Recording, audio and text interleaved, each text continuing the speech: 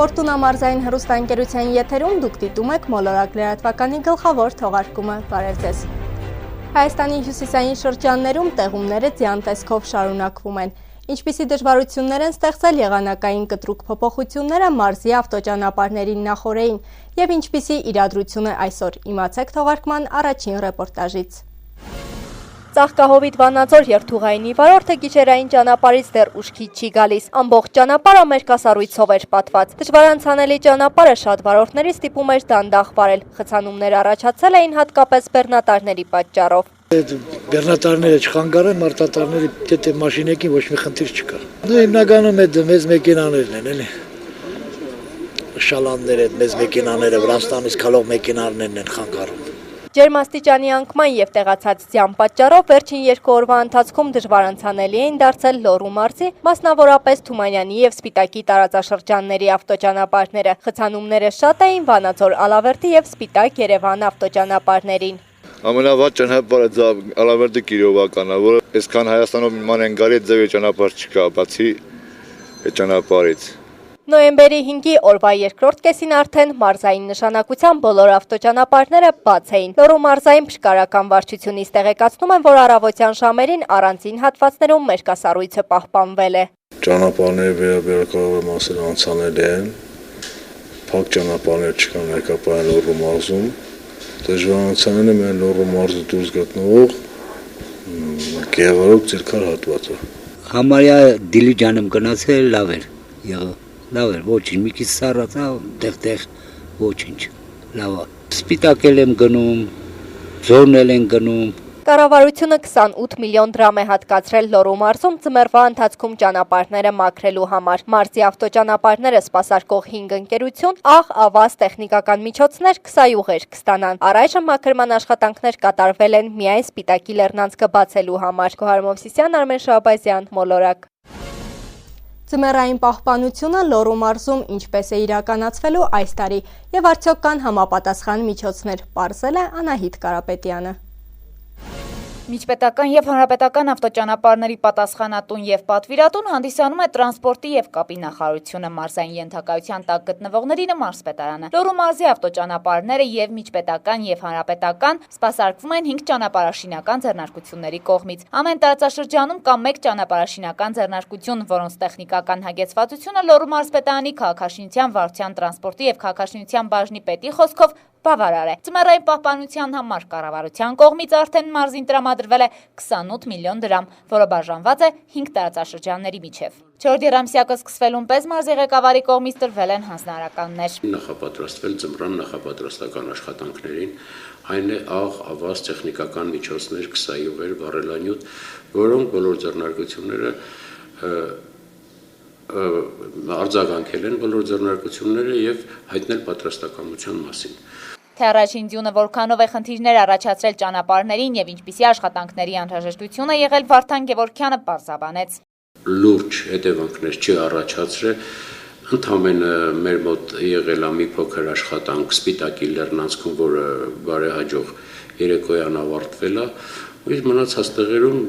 նորմալ է։ Այսպիսով եւ ներդրումների եւ ձեռնարկությունների պատրաստակամության շնորհիվ մարզը պատրաստ է ապահովել ձմեռային պահպանություն։ Անահիտ Կարապետյան, Մհեր Սատևոսյան, Մոլորակ։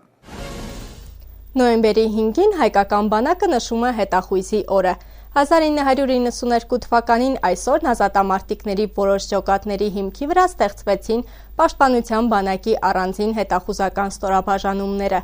Ռազմական հետախուզությունը գործող կամ հավանական հակառակորդի ռազմական ռեսուրսների ու հնարավորությունների խոցելի կողմերի մասին տեղեկատվության հավաքագրումն ու մշակումն է կատարում։ Օրվա անդրադարձը Հերմինե Յավրյանի տեսանյութում։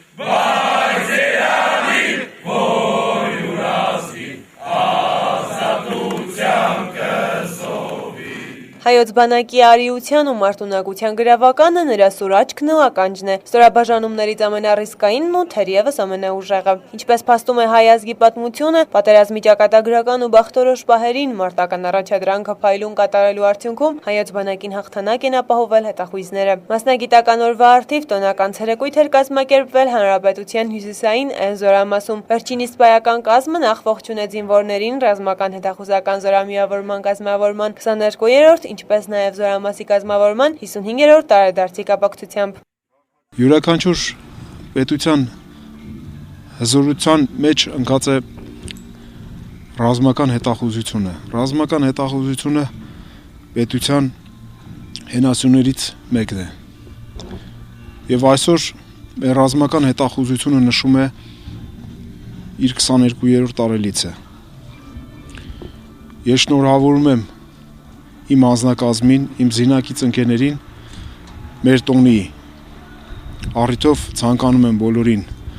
հաջողություն եւ մեծ բարձունքների հասնեն։ Միջոցառման պաշտոնական մասում առավելագույնս աչքի ընկած զինվորներին ու սպաներին հանձնվեցին խրախուսական պարգևներ, ելույթ ունեցան նաեւ զինվորները։ Հպարտ ենք, որ սովորում ենք Լեռնային ուսումնական կենտրոնում եւ պատվով կրում ենք լուկի հետախույզի անունները։ Հետնորդն ենք այն մարդկանց, ովքեր մեծ ավանդ են ունեցել մեր երկրի պահպանման ու կայացման գործում եւ սրտորեն նահատակվել են Եռաբլուրում։ Խոստանում ենք մեր լավ սովորելով, լավ ծառայելով, հպարտ սահմանին կանգնելով, պահել ու պահպանել այն հսկայական ավանդը, որը մեզ թողել են մեր պապերն ու հայրերը։ Փառք հայ ժողովրդին, հայոց բանակին, փառք ռազմական հետախուզության։ Այնուհետև ցուցադրական ելույթով հանդես եկան հետախուզական ջոկատի ներկայացուցիչները։ Շնորհավորական ուղերձով ու նվերներով հյուր էին եկել Դսեղի եւ Դեբեդի դպրոցների տնօրեններն ու աշակերտները։ Հյուրերը նշեցին, որ իրենց այցը լավ հնարավորություն է բանակ հասարակություն կամպի ամրապնդման համար։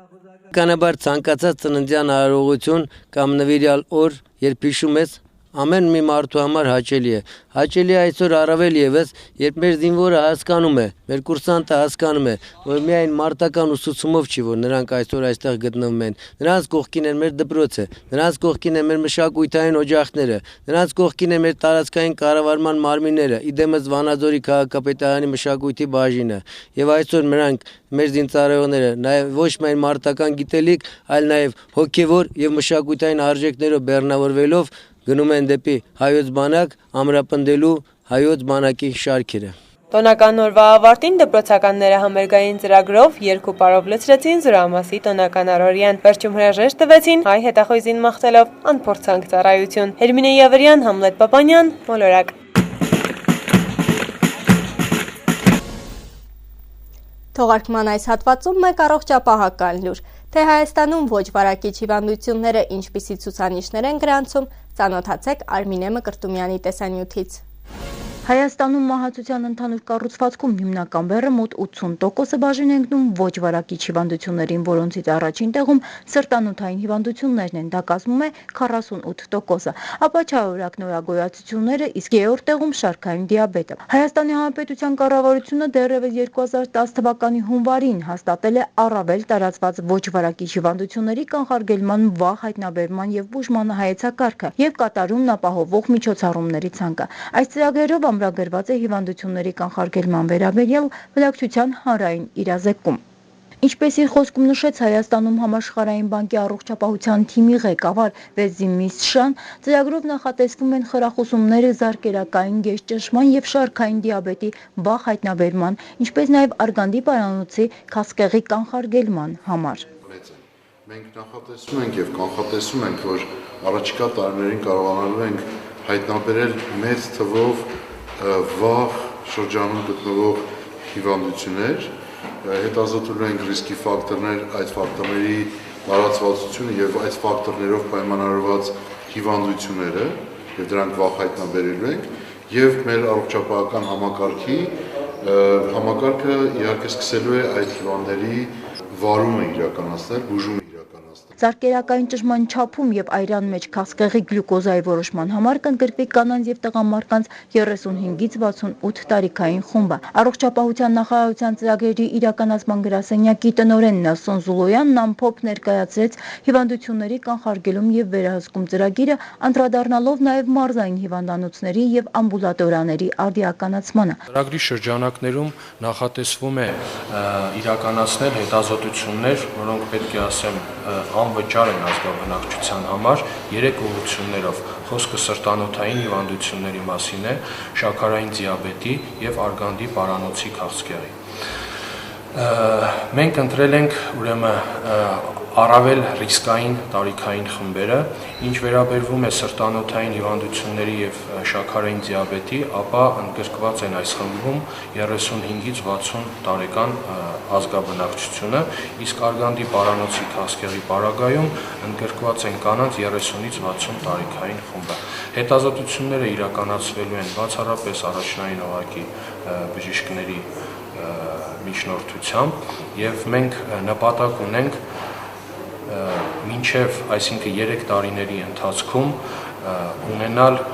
50-ից 60% ընդգրկվածություն, ինչը մենք կհամարենք հաջողված ծրագիր։ Առողջապահության նախարարության պետական առողջապահական գործակալության պետ Սարոց Ատուրյանը ներկայացրեց կատարողականի վրա հիմնված ֆինանսավորման եւ խրախուսական վարձատրության սկզբունքները։ Խոսեց ծրագրի նախապատրաստական փուլում նոր մշակված ուղեցույցների հիման վրա առողջության առաջնային օղակի բուժանձնակազմի համար կազմակերպված կրթական գործընթացի մասին։ Արմինե Մկրտումյան, Միլենա Մանուկյան, Մոլորակ։ Մանկավարժ բանաստեղծ Իվան Գոկչյանը կդառնար 60 տարեկան։ Հետմահու տպագրվել է գրողի 4-րդ դեպի լույսն Արարատի ժողովածուն։ Առավել մանրամասն ներկայացվող ռեպորտաժում։ Մինչև վերջ հայրենասեր, մինչև վերջ պատվախնդիր, մինչև վերջ մարդ ու մարդասեր։ Այսպիսին կմնա մանկավարժ բանաստեղծ Իվան Գոկչյանը հարազատների եւ մտավորականների հիշողության մեջ։ Բանաստեղծի 60-ամյա Հոբելյանը համընկավ գրողի հետմահու տպագրված դեպի լույսն Արարատի գրքի շնորհանդեսի հետ, որտեղ ներառված են ինչպես շաբաթո, այնպես էլ արձակ ստեղծագործություններ հայրենասիրական, խոհափիլիսոփայական, սիրային մոտիվներով։ Դեպի լույսն Արարատի գիրքը կարող էր լինել բանաստեղծի թվով 5-րդ կտակը հայ գրականության գանձարանում։ Ինքը 4 գրքի հեղինակ է, ցավոք սրտի նրա 5-րդ գիրքը չտպվեց, մնաց 88 թվականի երկրաշարժին ինքը ժամանակ աշխատում էր Լեռնապատում, Լեռնապատի դպրոցում, այդտեղ մնաց փլատակների տակ, որի համար ինքը շատ ցավում էր։ Եվ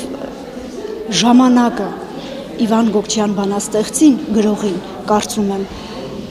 իր իսկական ուրույն տեղը ցույց կտա, որովհետև ամենահրաշալի բժիշկը ժամանակն է, որ կարողանում է որոշել ու զատել իսկականը անիսկականից, առաջնայինի երկրորդականից։ Ես համոզված եմ, որ նրանից որոշ գործեր, եթե ոչ ամբողջ թողած ժառանգությունը անպայման դասականի շարքում կդրվեն, եթե ոչ այսօր, ապա վաղը մյուս օրը, չնայած այսօր էլ նրա գործերից մի քանիսը արդեն դասական գործերի արժեք ունեն։ Չավարտվող դասաժամ, գիրք լինելության, դեպի լույսն Արարատի եւ այլն։ Ինչպես ասել է Մեծն Թումանյանը, երնեք նրանով իր գործով կապրի անվերջ, անդադար։ Իվան Գոկչյանն այն երջանիկներից է, ով սերունդների հիշողության մեջ կապրի իր կերտած գրական գոհարներով, որոնք ներշնչված են մարդասիրությամբ։ Սա բանաստեղծի էության այն գիծն է, որն արտացոլվում է նաեւ Իվան Գոկչյան գրողի ստեղծագործություններում։ Նրա ստեղծագործություններում միշտ անկեղծությունն ու բարությունը ամբողջովին փոխանցվում է ընթերցողին պետք է ասել, ու նա այն եզակի գրողներից է, որ իր անկեղծությամբ և իր մարդկայունությամբ երևում է նաև ստեղծագործություններ, այսինքն կյանքում և ստեղծագործության մեջ նա նույնն է, երբեք իրեն չի կեղծել, երբեք չի գնացել տարբեր հոսանքների և մնացել է միշտ մարդկային, միշտ հարեղած լավ ընկեր։ Ճակատագրով հայրենասեր, կոչումով ուսուցիչ եւ վերջապես մարդ այս խոսքերով է բնութագրում Իվան Գոկչյանի դուստրը ոչ միայն հորը, այլև մտավորականին ու շարունակում ինքն իրեն։ Հզոր քաղաքացի, հզոր անհատ, բարեպաշտ, չափազանց պատվասեր։ Ես գաղտնիքը տեսնում եմ աստվածային շնորհի մեջ, որ իմ հայրն էր։ Հուշ ցերեկույթի ընթացքում ներկաները ունկնդրեցին բանաստեղծի ստեղծագործություններից ոչ միայն ասմունքողների, այլև հենց հեղինակի ընթերցմամբ կատարված տարիներ առաջ։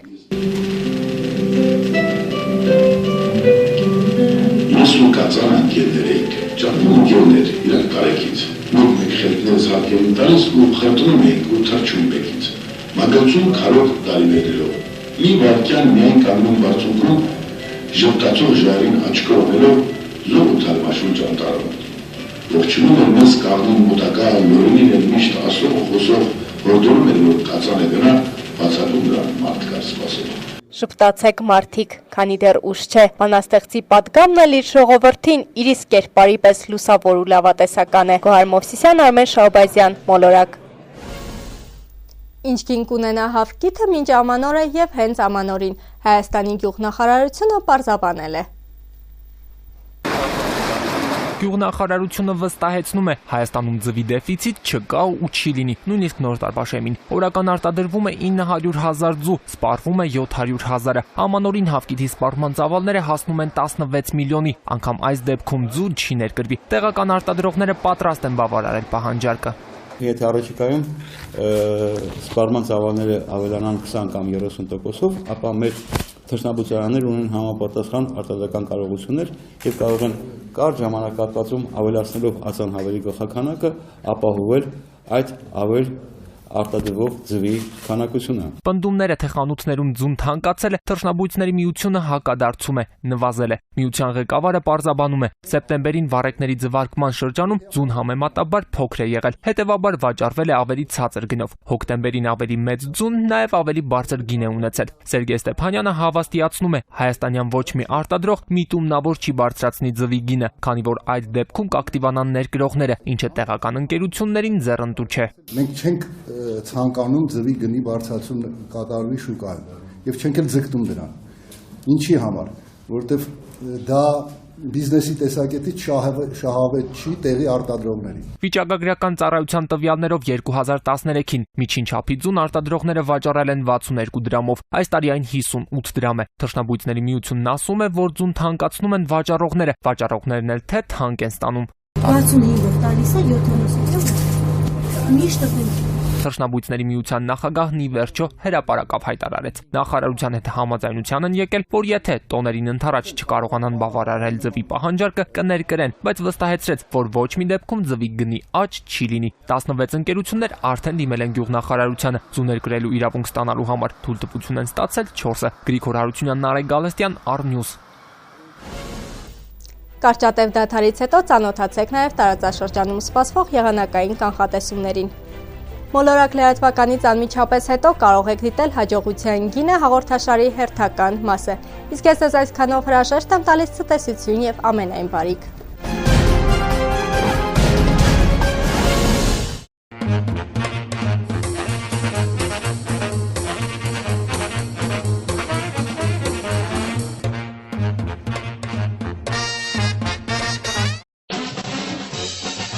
Էս ինչ է իրանում։ Ուզում էի քեզ անակնկալ անեի, բայց ոնց որ չստացվեց։ iPhone? Ահա։ 6? Ահա։ Ճիշտ է, ես համակարգիչ էի ուզում, բայց iPhone-ի մասին երազում էի։ Ապրես։ Լյուքս մասնագիտացված խանութսրահ, խնայեք ձեր ժամանակը։ Լուսատու խանութսրահը ներկայացնում է անվտանգության եւ հսկման տեսանկարահանող համակարգերի ժամանակակից լայն տեսականի։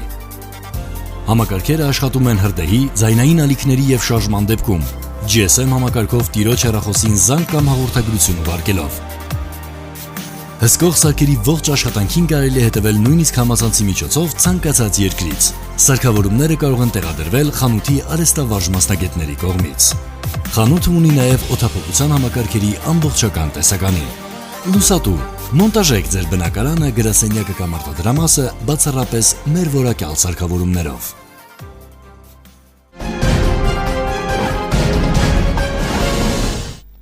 Բարև ձեզ եղանակի տեսության աջակիցներն են Lux Computer-ը եւ Լուսատու մասնագիտացված խանութ սրահը։ Այժմ ներկայացնեմ կանխատեսումները։ Հանրապետության տարածքում նոյեմբերի 6-ին սպասվում է առավելապես առանց տեղումների եղանակ։ Քամին կլինի մինչև 10 մետր/վայրկյան արագությամբ, օդի ջերմաստիճանը կբարձրանա 4-ից 6 աստիճանով։ Լոռու մարզում սպասվում է գիշերը 10 աստիճան ցուրտ, ցերեկը մինչև 15 աստիճան տաքություն։ Տաշիրում գիշերը կլինի մինչև 10 աստիճան ցուրտ, ցերեկը 11 աստիճան տաքություն։ Ալավերդիում կանխատեսվում է գիշերը 1 աստիճան ցուրտ, ցերեկը 15 աստիճան տաքություն, Սպիտակում գիշերը կդիտվի 1 աստիճան ցուրտ, ցերեկը մինչև 10 աստիճան տաքություն, Ստեփանավանում սպասվում է գիշերը 4 աստիճան ցուրտ, ցերեկը 4 աստիճան տաքություն, իսկ մարզկենտրոնում գիշերը կլինի 2 աստիճան ցուրտ, ցերեկը մինչև 13 աստիճան տաքություն։ Երևանում գիշերը սպասվում է 4 աստիճան ցուրտ, ցերեկը մինչև 10 աստիճան տաքություն։ Արտակարգ իրավիճակների նախարարությունը հորդորում է բոլոր վարորդներին երթևեկել միմիայն ձմեռային անվադողերով։